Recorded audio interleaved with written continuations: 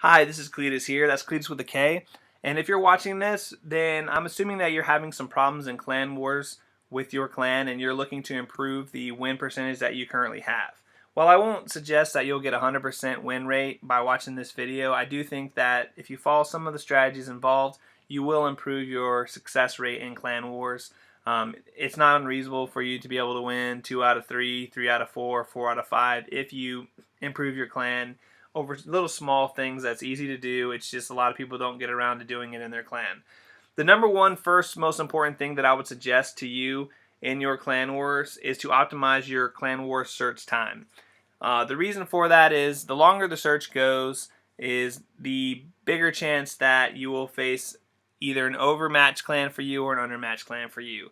And what that means is if you let your search go on for 4 hours, you potentially could face a clan that is so much powerful than you that you literally have no shot at beating them. Vice versa, you could be overmatching a clan that has no shot at beating you. Do you really want your clan wars match to come down to a coin flip? Personally, I don't think so. I want the opportunity to win every match. So unless you have a maxed base clan where everyone's maxed and the only variation is lower than you because no one can be higher than you, it doesn't benefit you to let the search time go. So if you're a mixed clan like I'm in, you want to make sure that you're not having your clan war search go for more than 30 minutes. So every 30 minutes I would reset it. If you want to be more prudent than that and do it in 20 minutes or 15 minutes, that's up to you, but I would recommend 30 minutes. It's easy to maintain, especially if you have a couple co-leaders or leaders. The next thing that I would suggest is clan castle optimization. The first portion of that is going to be your defensive clan castles. And what that means is you don't want to be predictable. If your top 10 bases all have a dragon in the clan castle, guess what? After they attack 4 of those top 10 bases, they're going to know the next 6 have dragons in them as well. So they're going to be able to game plan for dealing with a dragon in that clan castle. Whether they need to bring a couple extra wizards, whether they need to hold back their Archer Queen, whether they are not going to bring a poison spell and they're going to bring a haste. Whatever outcome that they choose, you're putting the ball in their court by letting your clan castles be predictable. So you want to make sure that you're not predictable in that sense, because one of the biggest advantages that you have is that clan castle, and you want them to be surprised about what the troops are. If they see a lava hound and another lava hound, and then, oh, now we've got a bunch of Valkyries, now we've got some balloons and witches, it's a lot harder for them to game plan ahead of time. You're going to get them to use a few extra attacks on each base, which in the end could be the difference between a 1-star victory or a 1 or 2-star loss. So I would just suggest variation. Another thing that I would suggest you to do on prep day is to watch clan castles as they're being filled up. Because you can actually start recognizing what might be in the opponent's clan castle. As you can see, this base here already has 35 troops in it. So there's not really any intel that we can gather from it. Same for number 4. Here we go, number 3. They have 28 troops in the clan castle. So I know if I attack this base tomorrow that they do not have a lava hound in this clan castle. So I could write this down, put a note in it, let anyone know. If later on someone higher up in our clan says, hey, I want to attack number 3, I can be like, hey, look, there's no lava hound in the clan castle. I can't tell you what's in there, but it's not going to be a lava hound. We can go here with this number 2. They also do not have a lava hound, nor will they have a lava hound. They may have a dragon because they're at 20 out of 22. In this base here, again, they're not going to have a lava hound. That's one possible solution that they're going to have that we can eliminate just by watching them as they fill up.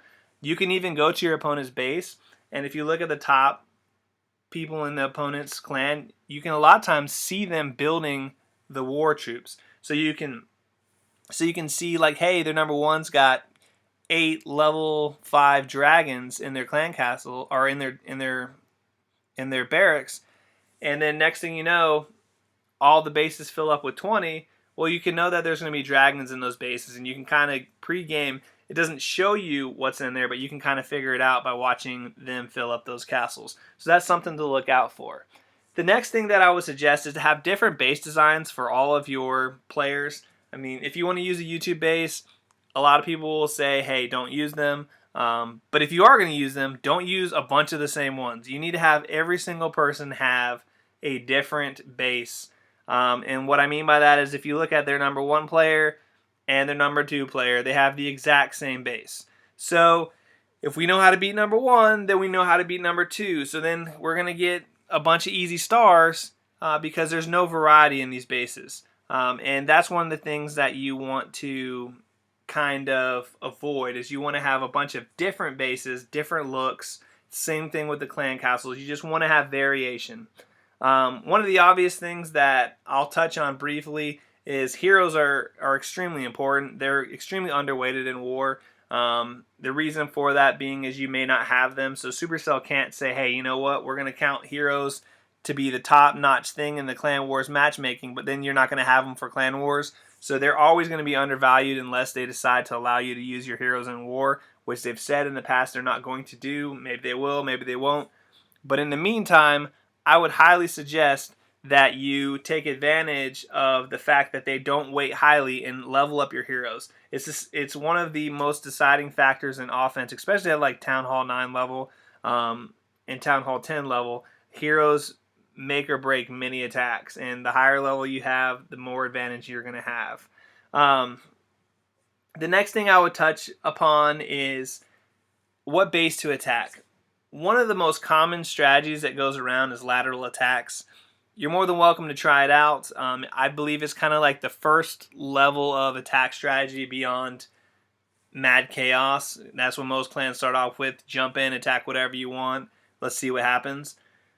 The problem with lateral attacks is, unless you can 3-star your lateral, it's a wasted first attack. So for instance, I'll give you an example. Take the top 2 bases of this Clan Wars match. Okay? If our number 1 attacks their number 1 and is successful, that's great. Well, he gets another attack. So he'll probably end up attacking number 2. So why would number 2 need to attack number 2? It's a wasted first attack. Or in that case, if number 2 doesn't need to attack 1 or 2, well, does number 2 need to attack 3? Sure, he attacks 3. Well, then number 3 doesn't need to attack 3. Well, does number 3 need to attack 4? Well, you got number 2 that can also attack 4. Well, then 3 can slide a little bit down. And so what you can see is that you can actually slide a little bit down in the war. What you don't want to have happen is have your number 4 attacking their number 25, because it's not going to be successful. Yeah, they'll get 3 stars, but eventually you'll run out of attacks at the top level. I'm also not saying to go down by 2s so that you have like your number 25 attacking 49-50, because that's not fair either to the lower guys. But there's got to be some sort of balance in there to where you can maximize your attacks, and that's one of the big flaws with lateral attacks, is that most people cannot 3-star their lateral unless they have developed heroes. It's generally not going to happen. Sure, at Town Hall 8 and below it can happen, but that's simply because offense is so much more powerful than defense at those levels. Town Hall 9, it starts to balance out a little bit. Offense is still more powerful, and then Town Hall 10, offense just isn't that good anymore. You really see 3-star attacks. But at any rate, make sure that you are optimizing your offensive strategies so that your attackers have the best chance to succeed. There's no need to waste first attacks. The first attack should be for an attempt on 3 stars. Lastly, in that same mindset, I would suggest that weaker levels in your mixed clan attack early. What you don't want is to have a Town Hall 7 sitting with 3 minutes left in the war with an attack left, and you're not sure if they're going to use it or not, and you need 1 star or 2 stars, and you got a Town Hall 10 that's like, well, do I need to clean up this lower base, or do I need to go for this higher base? I don't know who to attack because they still got an attack, and I don't know what's going on with this Town Hall 8 or this Town Hall 7 down at the bottom. Look, those lower guys, they need to get their attacks out of the way. Poop or get off the pot. You know, if you're lower, you need to go in there, do both of your attacks, so the people at the top can kind of figure out where they need to go in perspective to get stars. I've seen in numerous 1-star, 2-star, or tied wars where there were more potential stars left on the board because people didn't really know who to attack near the end, so it wasn't optimized. So that's why those lower players need to get their attacks out of the way early as possible, and that'll allow your better attackers to move up the war map into harder bases so that they can have a better chance of getting more stars for the clan. Well, anyway, thank you for watching. Hopefully, if you take all these tips in stride, it will help you in Clan Wars, and if not, I'm sorry for wasting your time. Please feel free to leave any comments in regards to other strategies that you think are successful for Clan Wars, as it will help other viewers. All right, thank you for watching.